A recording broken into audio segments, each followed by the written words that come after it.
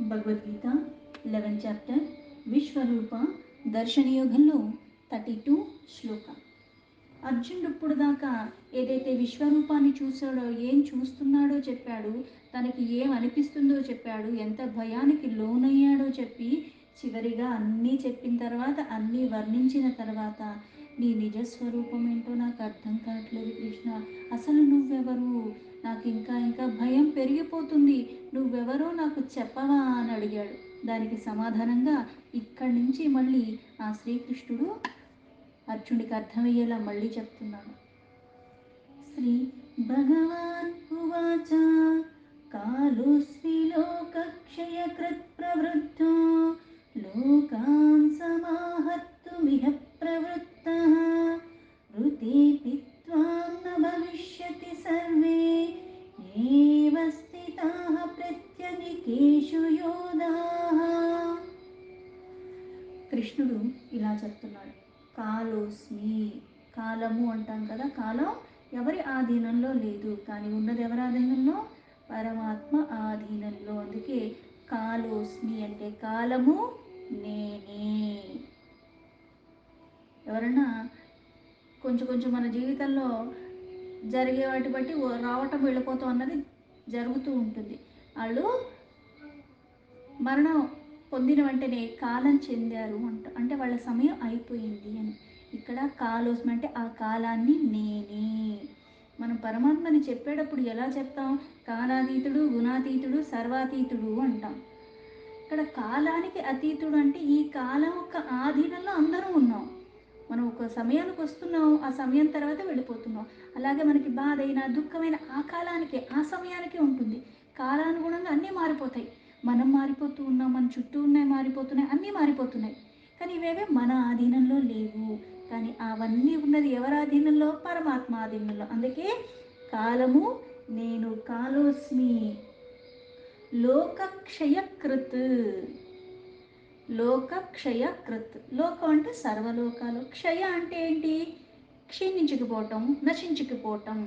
కృత్ అంటే ఒకటి చెయ్యటము. లోకక్షయకృత్ అంటే సర్వలోకాన్ని కూడా ఆ క్షీణింపచేసేది, తుది ముట్టిచ్చేది నేను. అంటే బీజాన్ని సర్వానికి మూలం నేనే అని చెప్పాడు. ఎలా అయితే సృష్టికి మూలం నేనే, పోషణకి కారణం నేనే, లయానికి కారణం నేనే, పునః సృష్టికి కూడా కారణం నేనే అని చెప్పాడు. ఇప్పుడు మళ్ళీ అవే ఎందుకు చెప్తున్నాడు అంటే కాలానుగుణంగా అన్నీ జరుగుతూనే ఉంటాయి. అయితే ఇవన్నీ మళ్ళీ నా ఆధ్వర్యంలో, నా పర్యవేక్షణలోనే జరుగుతూ ఉంటాయి. దీని మధ్యలో ఏవైతే జరుగుతున్నాయో, దీని మధ్యలో ఏవైతే మన జీవితం గడుస్తూ ఉందో, అందులో మళ్ళీ కొన్ని కొన్ని మార్పులు నేను కొన్ని చేసుకుంటూ ఉన్నప్పటికీ కూడా నేను గతించిపోతాను. కాకపోతే నేను చేసే వాటి ప్రతిఫలాన్ని నేను అనుభవించుకుంటూనే వెళ్ళిపోతాను. అనుభవించుకుంటూ వెళ్ళిపోయినప్పటికీ కూడా ఇవి ఏవైతే చేసి ఉన్నానో దాని ప్రతిఫలాన్నే మళ్ళీ అనుభవించి ఇంకో జన్మ ఉంటుందో లేదో, ఇంకో జన్మ ఉంటే అది ఎలా ఉంటుంది అన్నది కూడా మళ్ళీ నిర్దేశించేవాడు. అందుకే కాలము నేనే అని చెప్పాడు. ఈ కాలాన్ని నేను కాబట్టి ఈ లోకములన్నిటినీ కూడా వినాశనానికి కారణం కూడా నేనే, వాటిని నశింపజేసేది నేనే. అన్నీ నా చేతిలో ఉన్నాయి. ఇవన్నీ నా చేతిలో ఉన్నాయి. క్షీణించటానికి కారణం నేనే. ప్రవృద్ధో లోకాన్ మళ్ళీ విజృంభించటానికి, ప్రవృద్ధి అంటే వృద్ధి చెందటానికి మళ్ళీ కారణం నేనే. అంటే పుట్టుకకి కారణం నేనే, పోషణకి కారణం నేనే, లయానికి కారణం నేనే, మళ్ళీ విజృంభణకి మళ్ళీ రావటానికి కాలం నేనే. ఈ మళ్ళీ రావటానికి కూడా దేనికి కారణం? సకల లోకాలకి కూడా, అండపిండ బ్రహ్మాండాలకు ప్రతిదానికి మూలమైన వాడివి. అందుకే కాలమును నేనే, వినాశనం చేసేది నేనే, మళ్ళీ విజృంభించేలాగా లోకమన్నిటికీ కూడా ఉన్నది నేనే.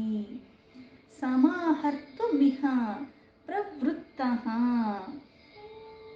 ముందేమో ప్రవృద్ధో అని చెప్పారు, ఇక్కడ ప్రవృత్తః. అలాగే ఈ విజృంభణ అన్నది మళ్ళీ ప్రళయ వినాశనము నేనే, మళ్ళీ ఈ లోకముల యొక్క ప్రమేయానికి కారణాన్ని కూడా నేనే. వృద్ధి చెందాలన్నా, మళ్ళీ ఆ నివృత్తి కావాలన్నా అన్నిటికీ నేనే. ఆ రూపు మాపేది నేనే, అలాగే మళ్ళీ ఆ రూపును మళ్ళీ తీసుకొచ్చేది కూడా నేనే. సర్వము పరమాత్మ. సర్వము పరమాత్మ అయితే మనం ఏం చేస్తున్నాం? ఇప్పుడు నేను మాట్లాడుతున్నా, ఇది నేను మాట్లాడుతున్నానా, పరమాత్మ మాట్లాడుతున్నాడా? నేను మాట్లాడన్న దానికి నాకు భావన కలిగిందా, పరమాత్మకి కలిగిందా? ఇట్లాంటి అనుమానాలు మనకు వస్తూ ఉంటాయి. అయితే ఒక శరీరాన్ని ఇచ్చాడు, జ్ఞానం అనేది పెట్టాడు, కర్మలు చేయటానికి కాళ్ళు చేతులు అన్నీ ఇచ్చాడు, విచక్షణ అన్నది ఒకటి ఇచ్చాడు. ఇవన్నీ మళ్ళీ ఎక్కడి నుంచి వస్తాయంటే మనం పుట్టినప్పుడు ఎలా అయితే అక్కడ వచ్చినప్పుడు అంతే నిర్మలంగా ఉన్నాము, వికారాల రహితంగానే ఉన్నాం. కాకపోతే కొన్ని కొన్ని సంపర్కాల వల్ల ఏమవుతుంది? ఇప్పుడు ఫ్రిడ్జ్లో మల్లెపూలు పెట్టాను, మల్లెపూలు పెట్టి నీళ్ళ సీసా నీళ్లు పోసి పెట్టాను, అవే నీళ్ళు. బయట కూడా నీళ్లు పోసి పెట్టాను, దాని పక్కన నేను ఏదో కాస్త చెత్త పెట్టి పెట్టాను. అలాగే ఒక మురికి నీళ్ళు ఉన్నాయి, దాని పక్కన ఒక సీసా నింపి పెట్టాను, అవే నీళ్లు. కానీ ఈ మల్లెపూలు పక్కన ఉన్నవేమో మల్లెపూలు వాసన వస్తాయి, అలాగే చెత్త పక్కన ఉన్నది చెత్త వాసన వస్తుంది, ఆ మట్టి అలా ఉన్న దగ్గర ఆ మట్టి వాసన వస్తూ ఉంటుంది. ఆ నీళ్ళకి సీసాలోనే ఉన్నాయి, ఇందులో అవేం కలవలేదే, కానీ వాసనలు వస్తున్నాయి కదా. ఎందుకు వస్తున్నాయి? అలాగే మన జీవితంలో కూడా దేని సంపర్కం కలుగుతుందో, దేన్ని శరీరానికి దగ్గరికి తీసుకెళ్తున్నావు, ఆ వాసనలు ఆ ప్రభావాలు నీ మీద ఉంటాయి. దేని సంపర్కంలోకి వెళ్ళినా సరే అవన్నీ నా మీద ప్రభావం చూపించకుండా ఉండాలి అంటే నేను ఎలా ఉంటున్నానన్నది ప్రధానము. నా మనస్సు, నా బుద్ధి, నా ఇంద్రియాలు ఇవన్నీ నా ఆధీనంలో ఉంటూ నేను మళ్ళీ ధర్మ మార్గంలో ఉంటూ నేను చేసే కర్మలన్నీ పరమాత్మకే సమర్పణ భావంతో నిష్కామ భావంగా చేసుకుంటూ వెళ్ళిపోయిన నాడు ఇవేవి నా మీద ప్రభావం చూపించవు. వృద్ధికి కారణం పరమాత్మ, క్షీణించడానికి కారణం పరమాత్మ, అన్నిటికీ కారణం పరమాత్మ. ఆ కారణం పరమాత్మ అన్నది నువ్వు ఎప్పుడైతే తెలుసుకుంటావో, అన్నీ సమర్పించే ఉండి అలా ఉండగలిగితే దానికి ఒక అర్థం పరమార్థం. అందుకే ప్రళయం కానీ అన్నీ ఎక్కడి నుంచి వస్తున్నాయంటే వచ్చాయి వస్తూనే ఉంటాయి, పోయాయి పోతూనే ఉంటాయి. దీనికోసం అదాగదు, దానికోసం ఇది ఆగదు. అయితే దీని మధ్యలో ఉన్న నా జీవితాన్ని నేను ఎప్పుడు మలుచుకు ఉంటుంటాను. నేను వెళ్ళిపోవాల్సిందే, కానీ ఇది మలుచుకునే క్రమంలో పరమపదం చెందుతానా, మళ్ళీ ఇంకో జన్మ పొందుతానా అన్నది మళ్ళీ ఆధారపడి ఉన్నది. మళ్ళీ ఆ జ్ఞానానికే పరమాత్మ యొక్క అనుగ్రహమే కారణం. ఆ సంపర్కాన్ని విడవకుండా నాకు తెలీదన్న సత్యాన్ని తెలుసుకునే ప్రయత్నమే నేను చేస్తాను. అలా నువ్వు ఎప్పుడూ ఉండగలిగితేనే ఆ కాస్త కాస్త ప్రభావాలు నీలో పడుతూ ఉంటాయి. ఋతే పిత్వాం, ఋతే పిత్వాం. ఇక్కడ ప్రతిదానికి మూలం అని నేను చెప్పేశాడు. అన్నీ చెప్పిన తర్వాత ఇక్కడ ఋతే అపిత్వాం అంటే నేను లేకుండా నువ్వు లేవు. నేను లేకుండా నువ్వే అని కాకుండా తను లేకుండా అంటే పరమాత్మ లేకుండా ఏదీ లేదు సృష్టిలో. నా భవిష్యతి సర్వే, అలాగే ఇంకా ముందు కూడా ఏది ఉండదు, అంటే ఇప్పుడు లేదు ఎప్పటికీ ఉండదు. ఇక్కడ పరమాత్మ ఒక్క అడుగుల్లో ఇక్కడ కాలాన్ని నేనంటే ప్రతిదానికి ఒక నియమాన్ని ఇచ్చేశాడు. భూమి ఎటు తిరగాలో చెప్పాడు, చంద్రుడు ఎటు తిరగాలో చెప్పాడు, సూర్యుడు ఎక్కడ ఉండాలో చెప్పాడు, నువ్వెక్కడ ఉండాలో చెప్పాడు. ఇప్పుడు నా ఇష్టం వచ్చినట్టు నేను ఉంటానని తలకిందులుగా నేను ఉండగలనా? చేతులతో నడుస్తాను, నేను కాళ్ళతో నడవను. నా ఇష్టం, నాకు ఇచ్చాడు, కాళ్ళు ఇచ్చాడు, చేతులు ఇచ్చాడు, నేను చేతులతోనే నడుస్తాను, నేను కాళ్ళతో నడవనని చెప్పి కాళ్ళు పైకెత్తి నేను ఎంత నడుస్తాను, ఎంతసేపు ఉంటాను, నా ఇష్టం కదా, నేను దేంతో అన్నా నడవచ్చు. కానీ అలా ఉండలేవే ఎక్కువసేపు. ఎందుకు అంటే ఒక నియమాన్ని పెట్టాడు, దానికి తగ్గట్టుగా ఈ శరీరం కాసేపు ఏయో పిచ్చా పిచ్చి చేసుకోవడానికి ఊరుకుంటుంది తప్పితే ఎప్పుడూ అలాగే ఉంటానంటానికి ఈ శరీరం నీకు సహకరించదు. అది కూడా అలా తలకిందులుగా ఉండటానికి ఎవరో ఒకరికే సాధ్యమవుతుంది, మనకి మామూలుగా నుంచోవటమే సరిగ్గా చేత కాదు. అయితే ఇక్కడ నేను లేకుండా ఏదీ లేదు, పైగా ఇక్కడ పరమాత్మ ఒక్క కాలం ఎవరికైతే ఎంతనిచ్చాడో దాని తర్వాత ఇప్పుడు కానీ ఎప్పుడు కానీ ఎవ్వరూ ఉండరు. అందుకే నా భవిష్యతి, ఎవ్వరూ శాశ్వతంగా బ్రతికి ఉండే అవకాశం లేదు. ఇప్పుడు నేను యుద్ధం చేస్తే వీళ్ళందరూ చచ్చిపోతారన్న దాంతో మొదలుపెట్టాడు అర్జునుడు. దానికి బాధ వచ్చేసింది, ఇంతమంది చచ్చిపోతారే, ఇంతమంది చచ్చిపోతే వాళ్ళ కుటుంబాలు ఏమైపోతాయి, ఆడవాళ్ళు ఏమైపోతారు, అన్నీ అతలాకుతలం అయిపోతాయని ఇంత బాధ వచ్చేసింది. అయితే నువ్వు చంపకపోతే ఇంకొకడు చావడు అన్నది నీ భ్రమ. నువ్వు చంపినా చంపకపోయినా కాలానుగుణంగా అందరూ వెళ్ళిపోతారు. వాళ్ళ చావు నేను రాసినప్పుడు నువ్వు కాకపోతే ఇంకొకడు కారణం అవుతాడు, కానీ చావు నా వల్ల అవుతుంది, నీ వల్ల కాదు అందుకే ఇవి ఉండటానికి కారణం నేను, ప్రళయానికి కారణం నేను. ఇంతకుముందు అందరికి చెప్పాడు, నా ప్రణయంతోనే అన్నీ జరుగుతున్నాయి, నువ్వన్నవాడివి నిమిత్త మాత్రుడివి. ఇప్పుడు ఎప్పటికీ కూడా భవిష్యత్తులో కూడా అలానే ఉంటుంది. సర్వే ఏ అవస్థితా, ఎవరెవరు అందరూ కూడా, వీళ్ళు వాళ్ళని లేదు, అందరూ వెళ్ళిపోవాల్సిందే. కాలాతీతుడైన వాడు ఒక్కడు, పరమాత్మ ఒక్కడే. తగిన వాళ్ళందరూ కాలానుగుణంగా వెళ్ళిపోవాల్సిందే. అయితే ఏ అవస్థితా, ఇక్కడ ఉన్నవాళ్ళు, ఇక్కడ ఎవరెవరైతే యుద్ధ రంగంలో అంటే నీ పక్షంలో వాళ్ళు ఉన్నారు, కౌరవుల పక్షంలో వాళ్ళు కూడా ఉన్నారు, ఇరు పక్షాల వాళ్ళు ఉన్నారు. నేను ధర్మపరంగా ఉన్నాను కాబట్టి వీళ్ళందరూ ధర్మపరంగా ఉన్నారు కాబట్టి వీళ్ళందరూ బతికేస్తానంటానికి కూడా ఎక్కడా లేదు. నువ్వు ధర్మాన్ని పట్టుకో, అధర్మాన్ని పట్టుకో, కాలానుగుణంగా నువ్వు వెళ్ళిపోవాల్సిందే. అందుకే ఇక్కడ యుద్ధం జరుగుతున్న ఇక్కడ ఉన్న వాళ్ళందరూ కూడా, ఇక్కడ నిలిచి ఉన్న వాళ్ళందరూ కూడా, రెండు పక్షాల వాళ్ళందరూ కూడా ప్రత్యానికేషు యోధా, ప్రతిపక్షంలో ఉన్నా ఎక్కడున్నా ఈ యోధులందరూ కూడా వెళ్ళిపోవాల్సిందే. ఎవ్వరూ బ్రతికుండరు అని చెప్పి ఇక్కడ నీ వాళ్ళైనా ప్రతిపక్షంలో వాళ్ళైనా ఎవ్వరూ బ్రతికుండరు. ఇక్కడ యుద్ధం చేస్తున్న వాళ్ళే అని కాదు, యుద్ధం చెయ్యని వాళ్ళైనా కాలానుగుణంగా మళ్ళీ అందరూ వెళ్ళిపోవాల్సిందే. అయితే ఇక్కడ ఏవైతే యుద్ధంలో ఇంతమంది వెళ్ళిపోతున్నట్టు కనిపిస్తున్నారో ఇరుపక్షాల వాళ్ళు కూడా మహామహా యోధులు వెళ్ళిపోతున్నట్టు కనిపిస్తున్నారు. ఎందుకు? భూత భవిష్యత్ వర్తమానాలన్నీ ఆ కాలస్వరూపుడైన ఆ పరమాత్మ యొక్క విశ్వరూపంలో దర్శిస్తున్నాడు. ఆ దర్శించే యోగ్యతని కల్పించాడు. కాబట్టి శ్లోకానికి యథాతథా మీనింగ్ తీసుకుంటే, శ్రీ భగవానువాచ కాలోస్మి లోకక్షయకృత్ ప్రవృద్ధో లోకాన్ సమాహర్తుమిహ ప్రవృత్తః ఋతేऽపి త్వాం న భవిష్యంతి సర్వే ఏవ స్థితాః ప్రత్యనికేషు యోధాః. భగవంతుడిలా చెప్తున్నాడు, నేను లోకములన్నిటినీ కూడా తుది ముట్టించటానికి విజృంభిస్తున్న మహాకాలుణ్ణి. ఇప్పుడు ఈ లోకముల్లో రూపుమాపటానికే పూనుకున్నాను. కనుకే నువ్వు యుద్ధం చేసినా చెయ్యకపోయినా ఇటుపక్ష అటుపక్ష ప్రతిపక్షంలో ఉన్నవాళ్ళు వీరులెవ్వరూ కూడా ఇంకా మిగలరు. ఇక్కడ ఎవ్వరూ మిగలరు అంటే అర్థం ఏంటి అంటే, కాలానుగుణంగా అందరూ వెళ్ళిపోవాల్సిన వాళ్ళు, శాశ్వతంగా ఎవరూ ఉండరు. అయితే నువ్వెవరు అన్న దానికి ఇక్కడ సమాధానానికి పూనుకున్నాడు చెప్పడానికి. అసలు నువ్వెవరు నాకు అర్థం కావట్లేదు. ఎందుకంటే సర్వము కనిపిస్తుంది, అండపిండ బ్రహ్మాండాలతో కూడుకుని బోర్డు కనిపిస్తున్నాయి. ఇక్కడ సూర్యుడు చంద్రుడు అనేకమైన మొహాలు, ఆ మొహాల్లో మళ్ళీ తెరుచుకున్న నోరు, ఆ నోరులో మళ్ళీ కాంతిమయంగా జ్వాలలు రేగుతూ వస్తున్నాయి. అందరినీ భక్షించేస్తున్నావు, ఎవరూ ఆగట్లేదు. పైగా ఈ ప్రవాహం చాలా వేగంగా ఉన్నది. లయకారకుడు రూపంలో ఉన్న ఆ పరమాత్మ సృష్టికి ఇప్పుడు లయం దేన్ని చేస్తాడు? ఉన్నదాన్ని చేస్తాడు. లేని దాన్ని లయం చేసే అవకాశం లేదు కదా. అది ఉండి మళ్ళీ పోషణ జరిగిన తర్వాత నీకు లయం జరిగిపోతుంది. లయం జరగాలంటే ఒకటి ఉండాలి, ఒకటి ఉండి అది పోషింపబడాలి, తర్వాత లయం జరగాలి. అర్జునుడు అడిగిన ప్రశ్నలకి ఈ విధంగా ఇప్పుడు సమాధానం చెప్తున్నాడు. ఏమని?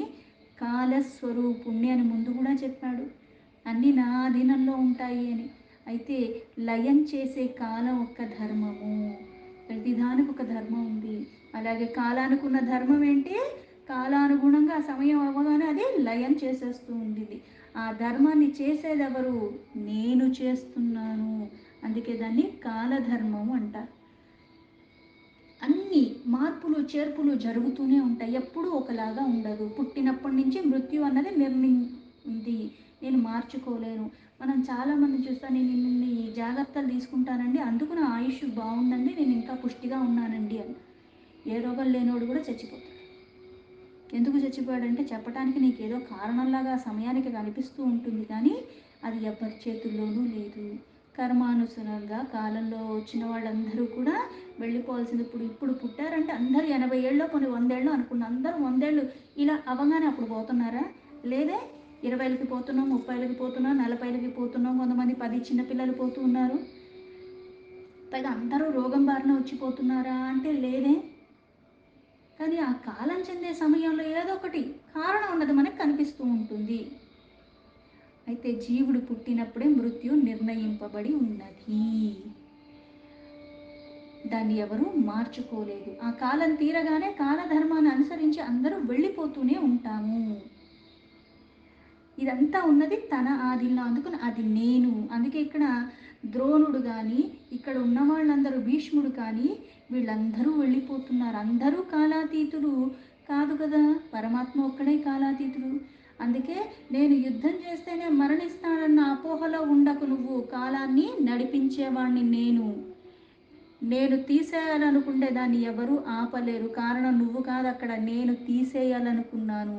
అందుకు నువ్వు యుద్ధం చేసినా చెయ్యకపోయినా, నువ్వు చంపినా చంపకపోయినా ఇక్కడున్న ప్రతివాడు చావక తప్పదు. ఈ లోకంలో ఎవ్వడూ శాశ్వతం కాదు. పుట్టినవాడు మరణించక తప్పదు. ఈ విషయాన్ని నీ మనోనేత్రానికి నేను ప్రత్యక్షంగా చూపిస్తున్నాను. అందుకని నీ సందేహాలు విడిచిపెట్టు. నేను యుద్ధం చేస్తేనే ఇంత బీభత్సం జరిగిపోతుంది అనుకుంటున్నావు. నీకు యుద్ధాన్ని అన్న జ్ఞానం ఇచ్చింది నేను. నీ ఉనికికి కారణాన్ని నేను. నీతో యుద్ధం చేపించడానికి కారణం నేను. నువ్వు యుద్ధం చేసే అంత యోగ్యత ఇచ్చింది కూడా నేను. అందుకు దానికి ముందేం చెప్పాడు? ప్రతిభావంతుల్లో ప్రతిభకి కారణం నేను, ప్రజ్ఞావంతుల్లో ప్రజ్ఞకి కారణం నేను, బలవంతుల్లో బలానికి కారణం నేను, జ్ఞానానికి ప్రతి దానికి పుష్టికి వృద్ధికి అన్నిటికీ కారణం నేను అని చెప్పాడు. అందుకని యుద్ధం చెయ్యి అంటే నీ ధర్మాన్ని నువ్వు చెయ్యి. దీని పరిణామం ఏమవుతుందన్నది కూడా నీ మనస్సులో రానివ్వకు. నువ్వు ఇది కర్తవ్యం ఏంటి? యుద్ధం చెయ్యటం. కీర్తిని పొందుతావో ఏది చేస్తావో కానీ అది కూడా మళ్ళీ ఆశించి చెయ్యకు. నువ్వు చేయాల్సింది ధర్మపరంగా నీ యుద్ధాన్ని, నీ యుద్ధ ధర్మాన్ని నువ్వు మటుకు వదిలిపెట్టకుండా చెయ్యి. దీని ద్వారా నువ్వు మరణించినా నీకు కీర్తే మిగులుతుంది. నువ్వు ఇక్కడ వీళ్ళు మిగిలిపోతారు, వాళ్ళు మిగిలిపోతారు, వీళ్ళు వెళ్ళిపోతారు, వాళ్ళు వెళ్ళిపోతారని బాధలేం పడక్కర్లేదు. ఎందుకంటే ఎవ్వరూ మిగలరు. కాలానుగుణంగా అందరూ మరణించవలసిందే. నీ చేతిలో కాకపోయినా వాళ్ళ సమయం ఆసన్నమైనప్పుడు వాళ్ళు మరణిస్తారు. ఆ మరణం రాసి ఉన్నది. నువ్వు నిమిత్త మాత్రుడివి. అది నువ్వు అర్థం చేసుకో. కేవలం నా చేతిలో ఉందదంతా కూడా. కాలానుగుణంగా వీళ్ళు వెళ్ళిపోవాల్సిందే. సృష్టి లయం ఈ రెండు కాలస్వరూపాలే. ప్రతిదానికి ఒక నియమం ఉంది. ఇప్పుడు గర్భస్థు శిశువు 9 నెలలు నిండగానే పుడతారంటారు. కొంతమంది 7 నెల తక్కువ కదా అని భలే తేలిగ్గా అనేస్తూ ఉంటాం. 7 నెలలు పుట్టేస్తున్నారే. కొంతమంది 10 నెలలు నిండాక కూడా వాళ్ళు బయటికి రావట్లేదు, నొప్పులు రావే, మళ్ళీ సిజరిన్ చేసి తీస్తున్నారు కదా. వాళ్ళకి ఆ సమయం అలా రాసుంది. ఈ తల్లికి అది కోయించుకోవాలని రాసుంది. సృష్టి జరిగినా, పోషణ జరిగినా ప్రతిదీ ఇప్పుడు అదే ఆహారం. ఇంట్లో 4 పిల్లలు ఉన్నారు, 4కి పెడతాం. ఒకడు బాగా పుష్టిగా బుద్ధిగా ఉంటాడు, అంతే ఆహారం తిన్నాడు. ఇంకోడు ఇంతకన్నా ఎక్కువ తింటాడు, వాడు పీనుగులాగా ఉంటాడు. తింటున్నాడు, వాడికి పుష్టి ఇవ్వట్లా. అలాగే సృష్టికి, లయానికి, పోషణకి అన్నిటికీ స్వరూపమే పరమాత్మ. ఇవన్నీ నియమాలకి కారణం పరమాత్మ, కాలస్వరూపము. ఇది ఉంటే అది ఉంటుంది, అది ఉంటే ఇది ఉంటుంది. అందుకే భూత భవిష్యత్ వర్తమానాలు, జరిగేది, జరుగుతున్నది, జరగబోయేది ప్రతిదానికి కారణం. ఇప్పుడు మరణించకపోతే రాబోయే కాలంలో మరణిస్తాడు. పుట్టిన సమయం, మరణం సమయం మధ్యలో ఉన్న జీవిత కాలము, అది ఎవరైతే వృద్ధి చేసుకుంటారో ఆ మరణానంతరం అన్నది ఏంటి అన్నది మళ్ళీ దాని మీద ఆధారపడి ఉంటుంది. ఏదైనా సరే. అందుకే ఇక్కడ ఇంత చెప్పి ఆ వ్యవహారాలన్నీ పరమాత్మ యొక్క తత్వాన్ని తెలుసుకోమన్నాడు. అది తెలుసుకుంటే ఇంకోటి తెలుసుకోవాల్సిన అవసరం లేదు. ఈ లోకములన్నిటికీ కూడా సృష్టి స్థితి లయాలకు కారణమైన వాడిని, అన్నిటికీ పరంగా ఉన్నవాడిని ఇక్కడ అవతారం తీసుకున్నంత మాత్రాన నీతో సమానంగా ఉన్నానన్న భావనలో ఉండకు. నన్ను చూస్తూ మళ్ళీ మోహానికి లోబడక నువ్వు. దీనికి అతీతంగా ఒక వ్యవస్థ అన్నది నిర్మించాలి నేను. అందుకే ఆ సమయంలో సమస్త లోకములు కూడా క్షయం చెయ్యటానికి కూడా కాల స్వరూపంలో అవతరించింది కూడా నేనే. ఆ క్రియ చేసేది నేనే. నా వృత్తి ప్రవృత్తి తెలుసుకోలేకున్నావు నువ్వు. అందుకే అదే సమాధానంగా మళ్ళీ చెప్తున్నాడు. నేను చేసే చర్యలు లోక సంహారానికి, లోక సృష్టికి, లోక పోషణకి, ధర్మాన్ని స్థాపింపచేయటానికి, ఆ వ్యవస్థని నిర్మింపచేయటానికి, అన్నిటినీ కబళించేది నేనే. ఆ భయంకర దృశ్యమన్నీ కూడా నీకు ఇప్పుడు చూపించాను. ఇక్కడ నీ గురువు కానీ, నీ పెద్ద తండ్రి, చిన్న తండ్రి, నీ చుట్టాలు, బంధువర్గం, వీళ్ళందరూ సోదరులు, వీళ్ళందరూ ఆత్మీయులందరూ కూడా ఇక్కడే ఉన్నారు. ఇరుపక్షాల్లో ఉన్నవాళ్ళు బంధువులే. అయితే మనస్సుకి పిరికితనాన్ని రానివ్వకు. నువ్వు యుద్ధం చేసినా చేయకపోయినా కాలానుగుణంగా నువ్వు పోవాలి, వాళ్ళు పోవాల్సిందే. అందుకని మనస్సుకి ఎప్పుడూ కూడా భయాన్ని కానీ బాధని కానీ రానివ్వకూడదు. యుద్ధరంగం నుంచి వైదొలగకూడదు, వెన్ను చూపించకూడదు. నా కర్తవ్యాన్ని నేను చెయ్యాలి, అదొక్కటి గుర్తుపెట్టుకో. సరైన నిర్ణయాన్ని సరైన సమయంలో తీసుకుని సరిగ్గా ఆచరించటం అన్నదే మన కర్తవ్యము. అందుకే అర్జునుడికి యుద్ధానికి విముఖత చూపించకుండా వీళ్ళని చంపితే ఏమవుతుంది, వాళ్ళని చంపితే ఏమవుతుంది అన్న నిర్ణయాన్ని తీసుకోకుండా నీ కర్తవ్యానికి యుద్ధం చేసేటప్పుడు ఏదో మన క్యూలో నుంచున్నట్టుగా మన ముందు వాడు వెళ్ళిపోయిన తర్వాత నేను వెళ్తాను అన్నట్టుగా ఏమి ఉండదు. నువ్వు నాకన్నా ఒక 2-3 సంవత్సరాలు ముందు పుట్టావు కాబట్టి నేను నీ తర్వాత పుట్టాను కాబట్టి నేను తర్వాత వెళ్తాను, ముందు నువ్వు వెళ్ళిపోతావు అంటానికి కూడా వీల్లేదు. ఎప్పుడు ఏది జరుగుతుందో ఎవరికీ తెలియదు. అయితే ఇక్కడ నువ్వు వధించకపోయినా మరణం అన్నది నిశ్చయము. దాన్ని ఎవరు నివారించలేరు, దాన్ని ఎవరు దాటలేరు. ఇక్కడ నాకు మరణం లేకుండా నేను చేసేసుకుంటాను అనుకోవటానికి అజ్ఞానం అవుతుంది.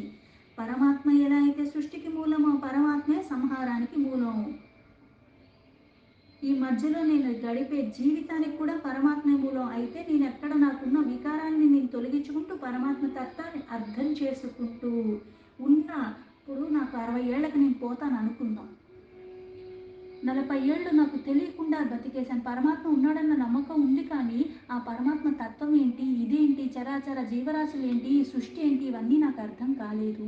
అది చెప్పేవాడు లేదు, చెప్పినా వినేంత బుద్ధి నాకు లేదనుకుంటా. ఇప్పుడు దాకా వదిలేశాను.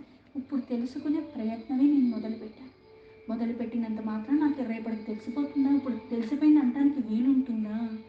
లేదు. కాకపోతే మరణించే అంత లోపల ఎంత తెలుసుకుంటే అంత ప్రయత్నం చేస్తాను, తెలుసుకున్న దాన్ని ఆచరించడానికి ప్రయత్నం చేస్తాను. నాకు తెలిసింది అడిగినా అడగకపోయినా ఒక మంచి మాట చెప్పే ప్రయత్నం చేస్తాను. వింటే ఉద్ధరింపబడతారు, లేకపోయినా నాకు వచ్చే నష్టం లేదు. కానీ నేను మటుకు ఆ ధర్మాన్ని, ఆ పరమాత్మ యొక్క తత్వాన్ని తెలుసుకునే ప్రయత్నంలోనే ఉంటాను. అది నేను ఎప్పుడు విడిచిపెట్టను. ఎందుకంటే నాలో వికారాలన్నీ అనుక్షణం వస్తూ ఉన్నాయి. వాటికి నేను దూరంగా ఉండాలి. ఈ నామాన్ని పట్టుకోవటం ద్వారా, ఈ సాన్నిధ్యం ద్వారా నా మనస్సుకి ప్రశాంతత వస్తుంది. అజ్ఞానాన్ని నేను తొలగించుకోగలను అన్నది మనకి అర్థం కావాలి. అందుకే ఆ విరాట రూపం ఏదైతే చూస్తున్నాడో అందరూ అక్కడ ఎవరికి మరణం అన్నది సులభం కాదు, కానీ మరణాన్ని దాటడం ఎవరికైనా అసంభవమే. మరణం పొందవలసిందే. ఇక్కడ నేను చంపుతున్నానన్న భావన తీసేసే. చంపేది నువ్వు కాదు, నువ్వు నిమిత్త మాత్రుడివి. నువ్వు నిమిత్త మాత్రుడు అంటే నా కంచంలో అన్నం ఉంది, ఆహారం నేను తింటున్నాను అన్న భావన నాకు వస్తుంది. లేదే, ఆ చైతన్యం నీకు ఉంది కాబట్టి ఆ చెయ్య పనిచేస్తుంది, ఆ చెయ్య పనిచేస్తుంది కాబట్టి ఆ జ్ఞానం ఉంది కాబట్టి లోపల అది నీకు ఈ సమయానికి నోట్లో పెట్టుకోమని చెప్పింది కాబట్టి నోట్లో పెట్టుకున్నా. కంట్లోని ఎక్కడన్నా పెట్టుకుంటే ఆహారం లోపలికి వెళ్తుందా? దానివల్ల నాకు ఎన్ని అనర్థాలు వస్తాయి. కొత్త జబ్బులు తెచ్చుకోవట్లా, ఇవన్నీ జరగకుండా సాఫీగా జరుగుతుంది కదా. ఇవి చిన్న చిన్నవన్నీ ఉంటాయి. నాకు ఆకలేస్తుంది, నేను తింటున్నా, నేను కష్టపడ్డా, నేను డబ్బులు తెచ్చుకున్నాను, నేను అనుభవించేస్తున్నాను అనుకోకు. ఇక్కడ నువ్వన్నవాడివి నిమిత్త మాత్రుడివి. ఎప్పుడైతే ఈ కృతజ్ఞత భావం వస్తుందో, ఎప్పుడైతే ఇక్కడ చిన్న చిన్నవి జరిగేవి నిత్యము గమనించుకుంటూ ఉంటావో, అజ్ఞానాన్ని మూలాల నుంచి తొలగించడానికి అది కారణమవుతుంది. నిమిత్త మాత్రుడన్నది వాస్తవం, అది తెలుసుకో. కాలస్వరూపుణ్ణి నేను. ఎవరైనా మరణించాల్సిందే. అయుక్తాలు మటుకు తెలుసుకో.